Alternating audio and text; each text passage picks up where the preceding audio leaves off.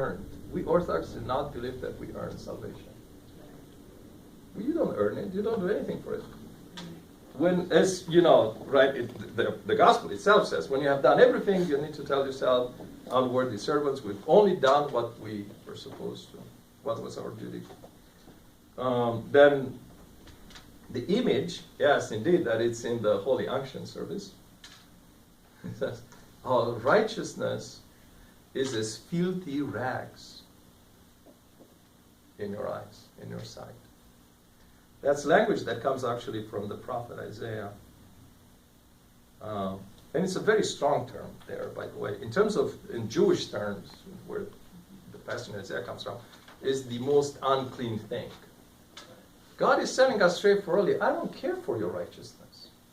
I don't care for your attitude where you feel you must obey me. I don't care. It doesn't mean anything to me. It doesn't do anything for me. It has no value whatsoever. Right? And it is so because God keeps asking us, do you love me? And many times we fail and we say, I fasted. And God says, but do you love me? I went to church. But do you love me? Every now and then I give money to the poor. But do you love me? I said my prayers. But do you love me? We are supposed to fall in love. He doesn't need soldiers. He has the holy angels that do his will. He needs people that fall in love with him. There is always a temptation to commercialize our pious life, particularly our prayers. To do things so that things are being done for us. I want to be good. I want to help out so that God will give me things. It's understandable in exchange. It's understandable. And God doesn't look, at least the gospel teaches us, right? The gospel itself. That God doesn't look angrily upon such an attitude. But it's not good for the soul.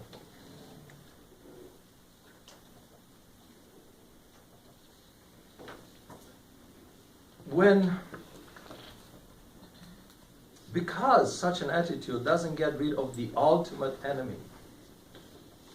The ultimate enemy is, someone says, actually, the saints of the Desert Fathers, is my own will. The ultimate enemy is myself. We don't have any enemies on the outside. In comparison to the enemy inside, all the outside enemies are nothing. They're laughable. The real enemy is my own will. And that's where even the outside enemies attack me through. That's where they come in. The outside enemy knows, it's very, very smart. It doesn't go against my own will. No, the outside enemy is always telling me how wonderful I could have it. How much my own will would come true. That is the ultimate enemy. That is the greatest wall we can raise between us and God. That's exactly how this saint put it. The greatest wall between us and God is my own will. When I want things done my way, then by jolly they will be. That ultimate enemy, my own will, not being able to bend to others, right, stays there in a religious life that is about give and take. I pray to God because I need God to give me something. That stays there. That's what so many of our saints said. Recent saints too, Saint Porphyrios and Dionysius. Right? It's still full of egotism. Yes, we're being religious when we keep asking, and instead we think we can offer something. It's a form of being religious. But it doesn't do away with the ultimate enemy, my own will. On the contrary, many times it strengthens that ultimate enemy. Our saints gave up on their own will so much that they put themselves, everything they have, on the line for others. Like Saint Simeon, the theologian, rather than being without my brother in heaven, I'd rather be with him in hell. Like the poor shoemaker that St. Anthony found in Alexandria that was greater than him, that prayed for everyone so that they go to heaven, I and I alone will go to hell. Those people have learned God's love. Selflessness, that's the ultimate character of God.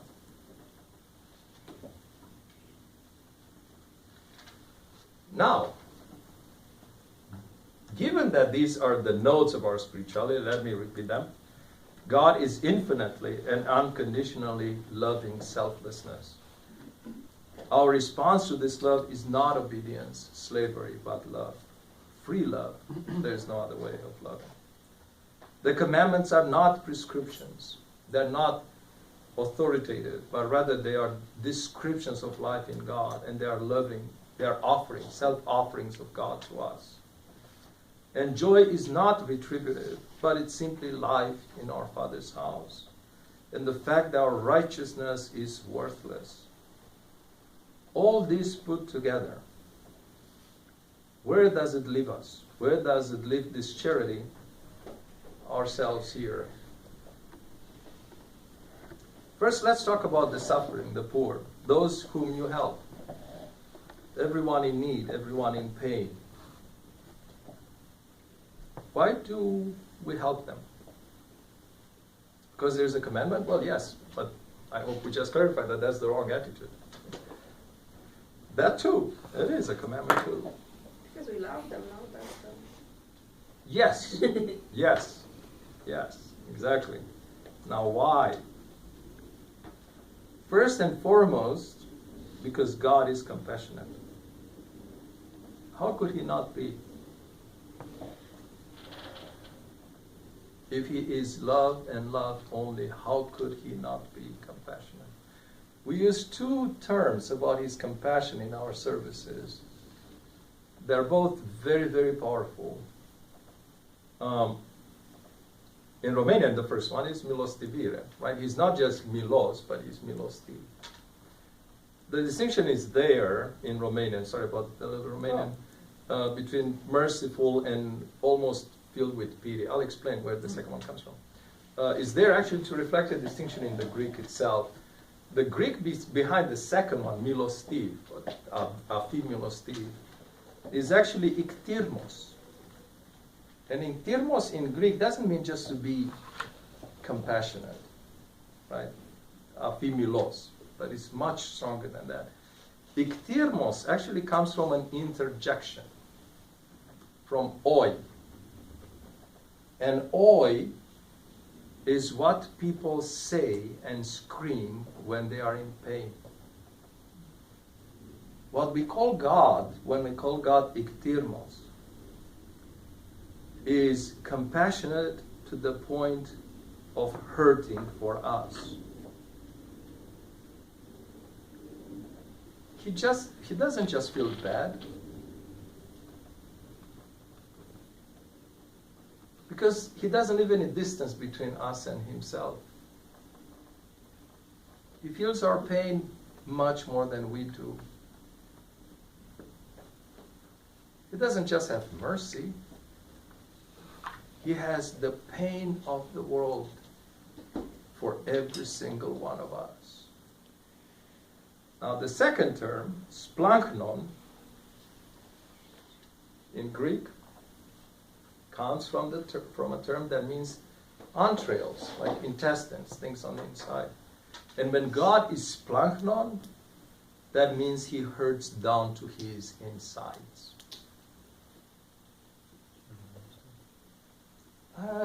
Nu știu cum traducem splanknon. Cum traducem splanknon?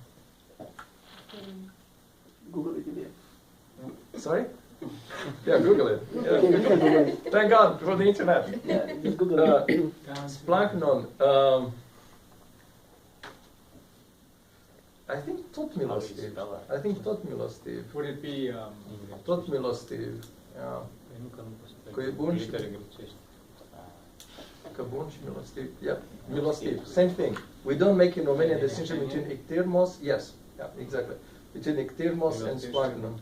Milostiv și viitor. So splanknon, that's splanknon there. But then, for example, for the blessing of the hours, God have pity on us. The very first one, milostivește. Well, that's iktirmos. So for the blessing of the hours, right?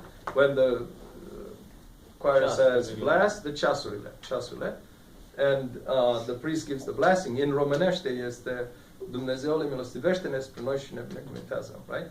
Milostivește, that's actually iktirise. Become iktirmos for us, right?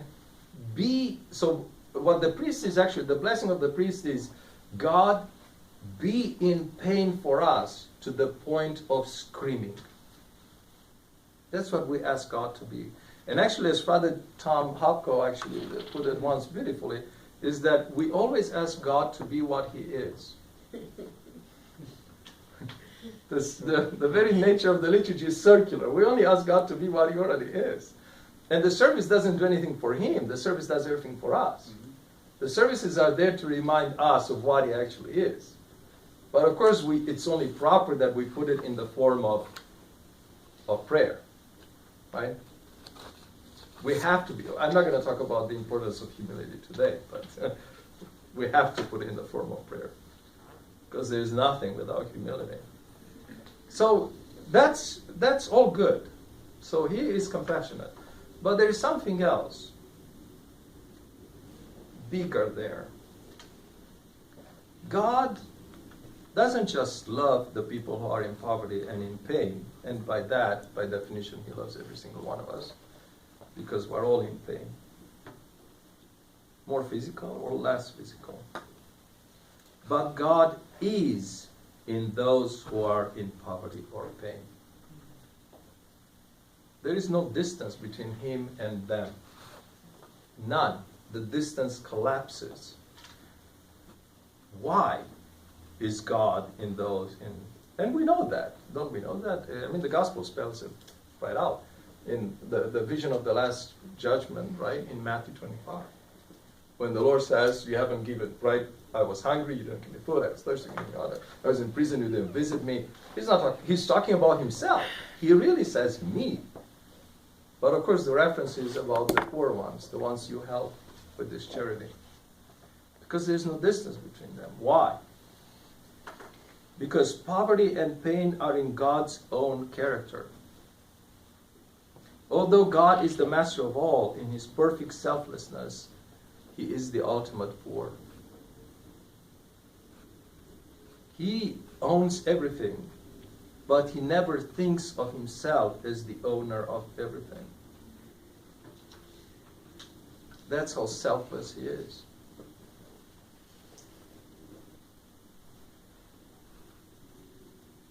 Also, in being infinite and unconditional love, God is always in pain. Or rather, God is pain par excellence. Pain itself. For obvious reasons. First of all, because although He never ceases to love us, we're not always lovable. And that's painful. I can only imagine. I speak for myself, my own family, my own friends. And I know that it's painful. Second, He's always in pain because even if we were to be perfect, He suffers as simply the one who loves us truly. And actually the fathers would say the only one who loves us truly. And that's why another title we give Him in our services is Philanthropos, right? The lover of mankind, or right, iubitor de oameni, right? He deserves this title. We give Him this title because in comparison to anything, all other love between us, in comparison to His love for us, is nothing. We can't love ourselves, we can't love each other as He loves us. We can't. That's why we cannot understand His goodness. Just this morning before I left, I read this passage out of St. Basil the Great. It's in his commentaries on the Psalms. He talks about the inability of people to understand God's goodness. And I was thinking that if we only caught a glimpse of it, what an impact it would have. To illustrate God's painful love for us, by the way, and I love this hymn. On the Sunday of the Prodigal Son, we sing a hymn. It's at Matin, it's a canon, that actually completes the story with one extraordinary detail that's not in the Gospel itself. You remember the story of the Prodigal Son, right? Well, the detail is the following. When the Prodigal Son leaves his father, asks for whatever he's due, he thinks he's due, but the father entertains that, says, okay, it's yours. You think it's yours. He goes into the faraway land, and afterwards he comes back. But while he is in the faraway land, unknown to him, the father follows. Follows not to slap him to his senses, not to beat him up, not to, nab at him and convince him to come back, but in complete anonymity, and he dies on the cross.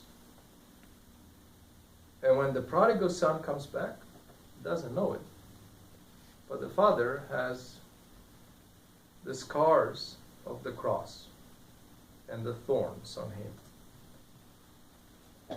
That's how God loves us.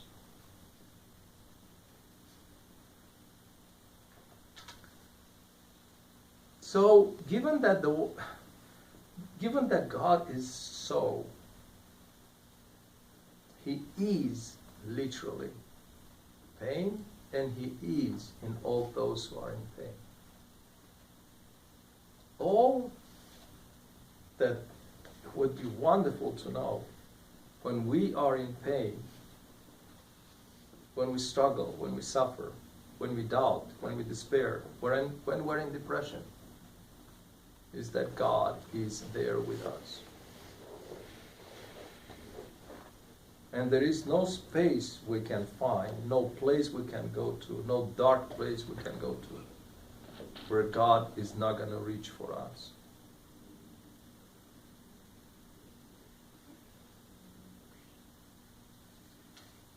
Well, St. Paisios actually put this beautifully, and the passage is everywhere these days, which is wonderful. He said that those who come close to people in pain naturally draw near to God, because God is always by the side of His children who are in pain. So what are you doing here? You here are drawing close to God. Every time you draw close to a fellow human being, then you help them. You don't just serve a commandment. You walk in the Holy of Holies. That's where God is, in our fellow human being. That is our vocation, your vocation, and everybody's vocation. It's not a matter of personal skill. You can fulfill it differently. Indeed, depending on the personal skills. But it's not optional. It's not a small thing. That's why I love that quote that you have on your website from St. John Chrysostom. Right? That actually feeding the poor, tending to the ones who are in pain is greater than raising the dead. It is. And that's because of the character of God. Question, trying to kind of reflect or wrap my mind around this paradox where there's, ultimately we want to be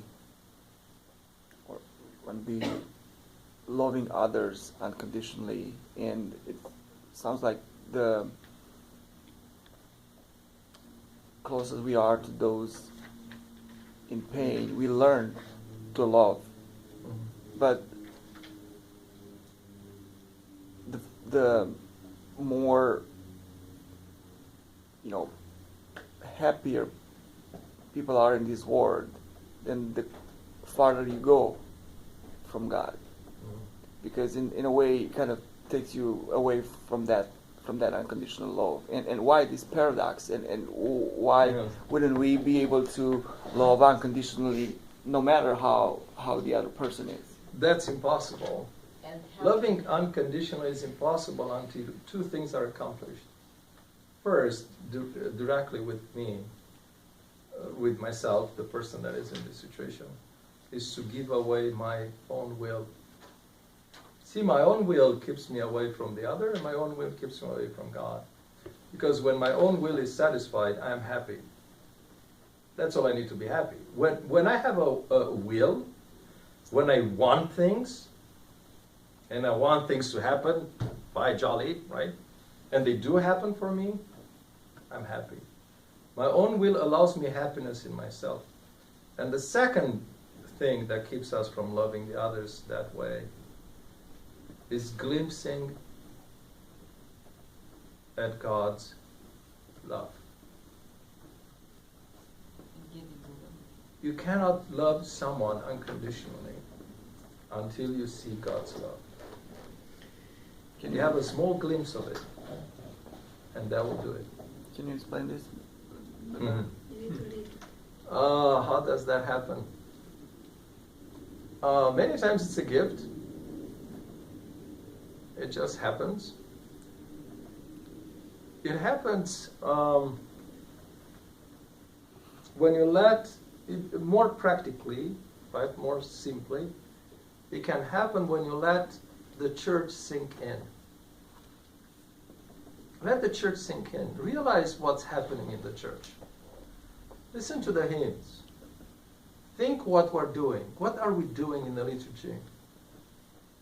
What's the liturgy celebrating? What's happening there? Why do we even have a liturgy?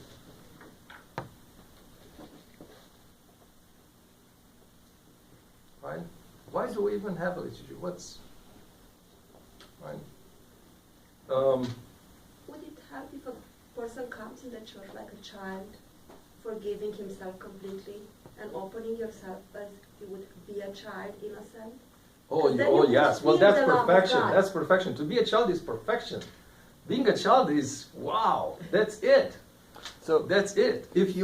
That's why. See, by being a child, because there are children and children in this world, right? And some of them have very strong wills from the earliest of age. That's exactly what the Lord means by being children. When we don't have a will, when we don't have expectations, when we go into the house and we don't say, don't give me like a phone cup to play with because I want the newest electronic game, and if I don't have it, I'm going to throw a tantrum. Right? Being a child is being naturally human. Is when right, the Lord comes to you and tells you, "Hey, I brought you an extraordinary gift. What is it? It's a leaf."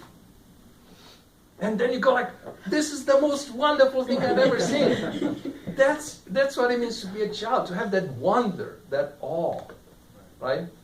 But very practically, stop wanting things to go your way. That's what it means to give up on your will. And that's the source of most of our unhappiness. Right? Because I expect that person to do this. Even with the poor. Right? I expect the poor to do this to what I gave to him or her. And he or she doesn't. I'm unhappy. Right? Or even worse, I could not be just unhappy. He could throw me off completely, my whole spiritual state, my prayer, throw it off completely. Right? So you describe it, this unconditional love or close to that, it happens when you have these two things, giving up your own will and getting a glimpse of God. Mhm. And what I have I have a kind of a hard time understanding is this glimpse of love of God. By listening to you, I realized that actually these two conditions are not separated, because you can get a glimpse Yes. of God without giving up the will first, Yes. and that's what keeps you from getting the glimpse. Yes. So Exactly. it's kind of a one. Exactly. And do you know what happens when you catch that glimpse? And you can come and you can go, but you look around and you love everything deeply. There's no hatred.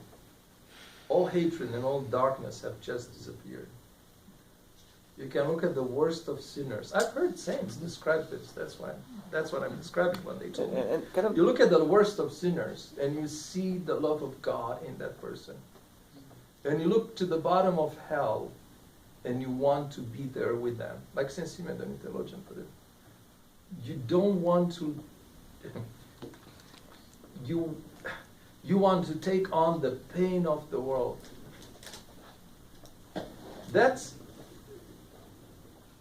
But as I said, for us it's a glimpse. The saints have acquired this state, and he stays with them. But We use a catch tool. these glimpses. They use a tool. We do have a tool to. It is divine Yes, grace yes. plus the prayer of the heart.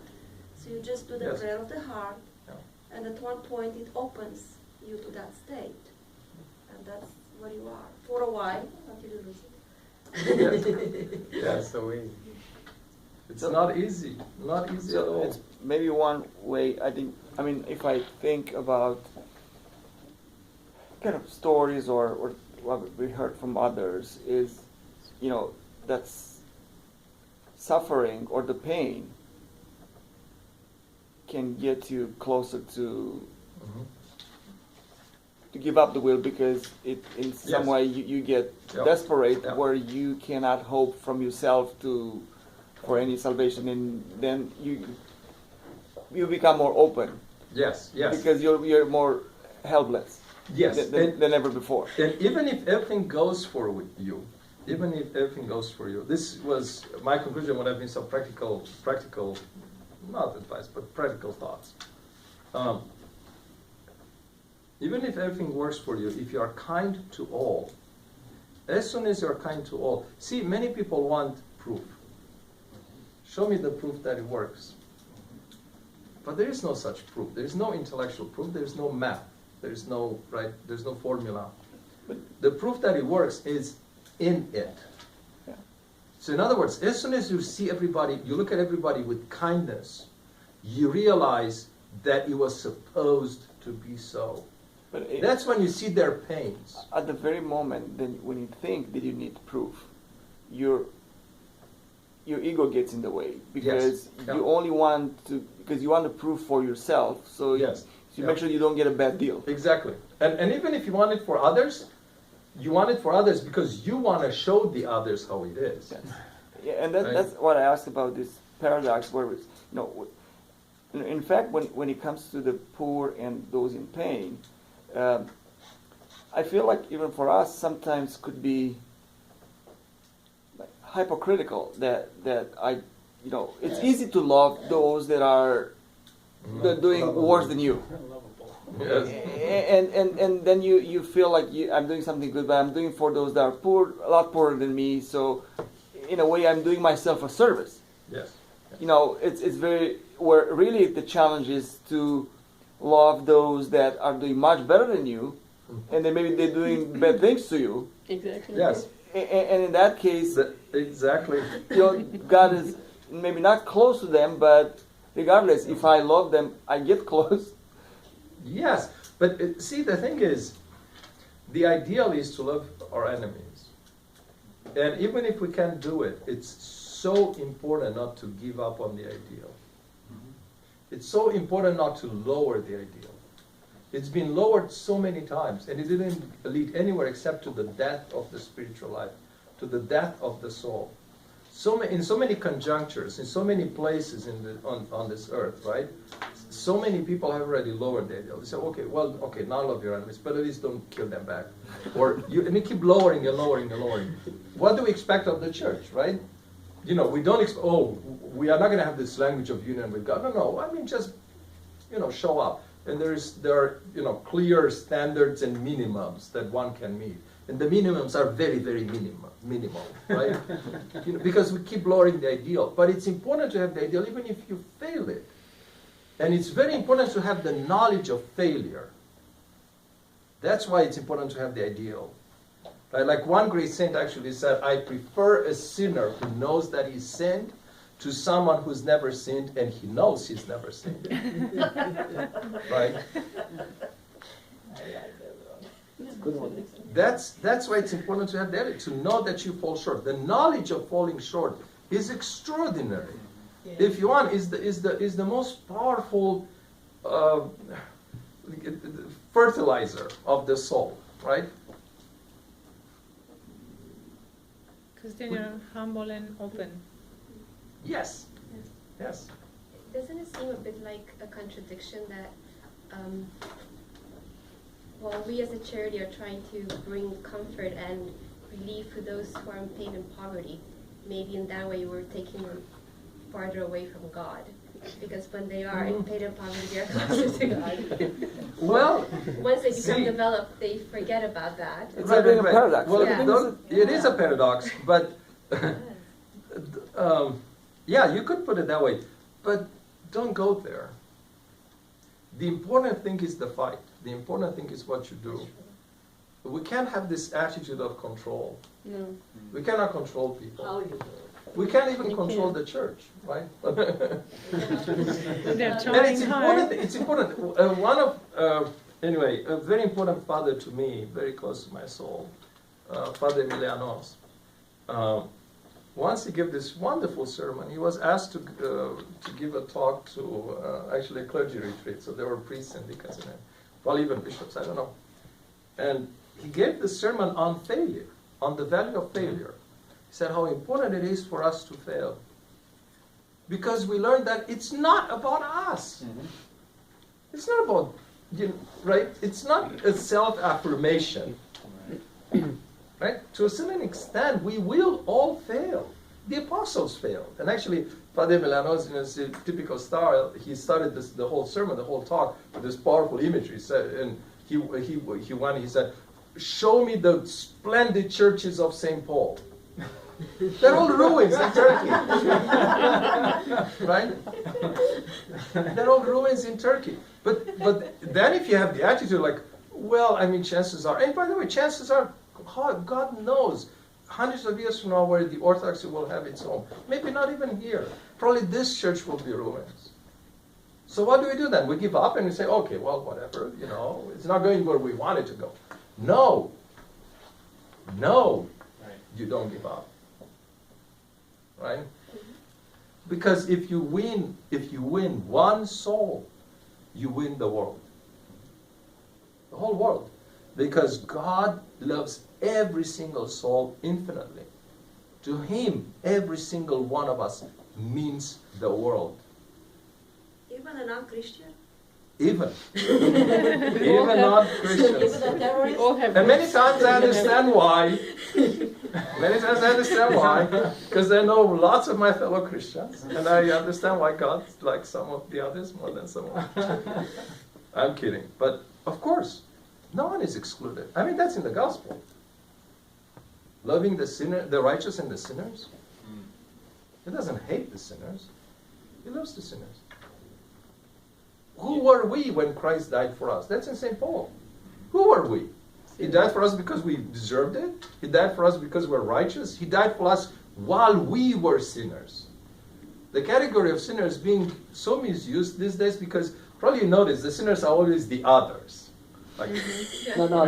not me. Not even me now, let alone me in my past. I was never a sinner. I was always perfect. Right? That's how it works. The category is an amazing category. Very we talk useful. about sinners now that are dropping bombs and kill Christians, right? Yes. And what are we supposed to do? Yeah. Pray for them. And pray for them. Pray for them. See, another trap, I think, what it is, that it's being set in front of us so many times, is to think that everything can be solved through action. There's this obsession with activism, right? You know, when you want to bring people to Christ, you go there, you beat them with the holy book, you put it into your heads, you convince them, as if anyone ever won an argument with Satan.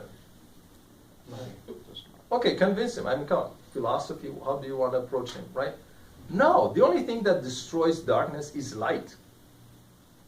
Prayer. How about prayer? We don't know how it works, but we know our tradition tells us that it works. How many times in the history of the church we were told that a few saints that had that prayer were holding the world, kept the world going through that prayer. Until we'll have enough saints that will say, so that that terrorist goes to heaven, I go to hell for him, those people will not change. And there is no book we can throw at them to convince them otherwise. It's not a battle of conviction. It's a battle of light and darkness. And light wins through sacrifice, through self-sacrifice. Prayer. We're constantly tempted to forget prayer because we have so many other things at our disposal. Bombs. I mean, we'll bomb them to hell. Why not? We'll take care of them quickly. That doesn't work. People actually Because you leave orphans, you leave cousins,